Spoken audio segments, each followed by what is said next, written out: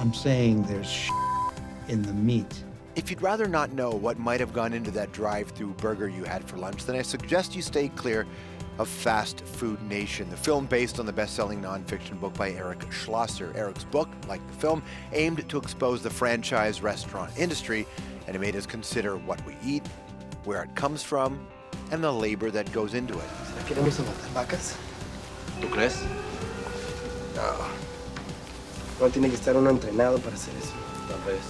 For more than 20 years, as an investigative journalist, Eric has laid bare worlds that often remain hidden, like the industrial food operations featured in the documentary Food, Inc., in which he appeared with fellow author and activist Michael Pollan. We've never had food companies this big and this powerful in our history. Eric spent 6 years deep inside the world of nuclear weapons for his latest book.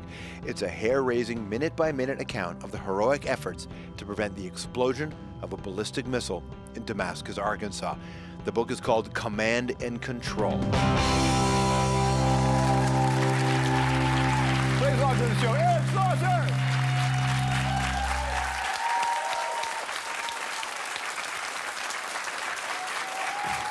Good to see you, man. Welcome to the program. Thank you. Look, there's so much that one can discuss. It's a big book. It's a big book, but I suppose it needs to be because it's a really gigantic conversation. Yeah. And it's also the information the U.S. government didn't want us to know.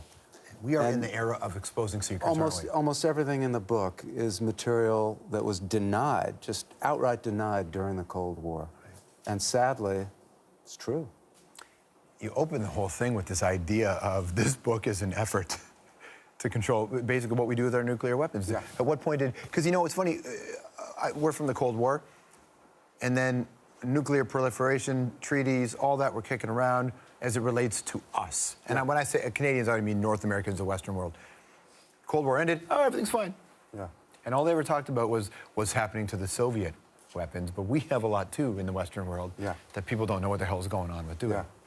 And the book is really about the struggle to control our own weapons. You know, there was all that, as you just mentioned, about loose nukes in the former Soviet Union. And the book is about trying to make sure that American weapons don't explode by accident, don't get stolen, don't get used by some crazy officer who's under our own, command.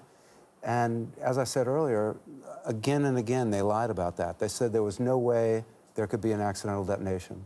They said there was no way someone in our own chain of command could use a nuclear weapon without permission. And that just wasn't true. This is not new to you at all, especially that stuff. Here's the title: Academic Freedom During the McCarthy Era, Anti-Communism Conformity in Princeton. Oh my gosh. Somebody really, I hope, used this as an insomnia aid last night. Yeah, this is my college thesis.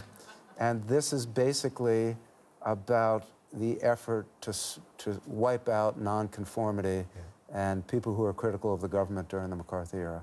And so you've seen that it's just been packaged better these days. It's a little different. You know, I guess I'm still trying to dig up stuff that the government doesn't want you to know. In the case of nuclear weapons, as long as this information is suppressed, the basic decisions are being made by people in Washington, D.C. in secret. Right. From Fast Food Nation and on, it's always about figuring out, hey, here's what's really going on. Yeah. It's about powerful bureaucracies that don't want you to know how they operate. I mean, it's sort of weird, but it's the same sort of thing in the meat industry, in the fast food industry. They want this power, but they don't want you to know what you're eating, where it comes from, or show it to you. And with nuclear weapons, those are even worse for you than hamburgers and fries, I'm telling you. But it's powerful government bureaucracies in this case. And my next book is on prisons. And again, powerful systems that are trying to operate in secret. And, I believe in democracy, and the people of the United States should have a say in what our government is doing on these important issues. Where are you at in the prison story?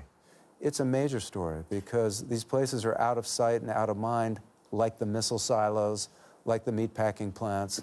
But what's going on in our prisons and in your Canadian prisons as well has a huge impact on what's going on in the streets and what's going on in the communities of our cities.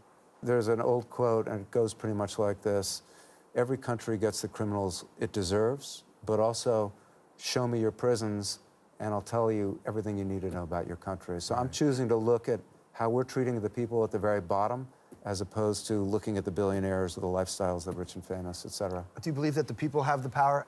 I totally believe in the power to make change. When I wrote that thesis, and I was just talking about this with someone today, when I was in college, there were just a handful of people who were gay who were out of the closet. Yeah. Now, there was a larger proportion who were closeted. And the handful of people who were gay when I was in college were constantly getting beaten up, all right? So that's my university experience. In my lifetime, I have now seen gay marriage become law. I have like seen a whole generation grow up who really doesn't care what your sexual orientation is. But the truth is, as it relates to same-sex rights and all that stuff somehow provides more money to the government because you're talking about a tax base and it doesn't really cost anybody cash. But when you start to get closer to people's money and what the governments hold and their power, that they'll be happy to give you same-sex rights if you don't look at what we're really doing over here, how we're controlling the banks and that kind of stuff. So I'm less optimistic that people can affect that. I'm sure they can if they became the presidents, I suppose. Yeah. People just have to be aware and then act on that awareness. I can't tell you how many people I know who care about these issues and feel overwhelmed by it or feel pushed down by it, that change isn't possible, and it can be really depressing. Since Fast Food Nation came out, which is like 12 years ago, I can't tell you how many different causes I've gotten involved in as an activist. But it goes like this: you lose, you lose, you lose, you lose, you lose, and then you win. And it feels so good.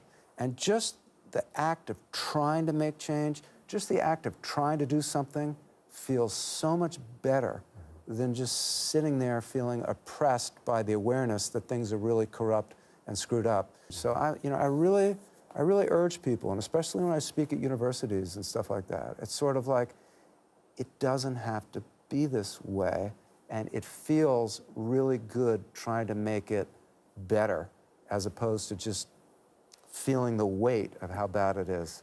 Thanks so much, man. Thanks for having me on. Nice talk to everybody. Command and Control is the name of the book. We'll be right back.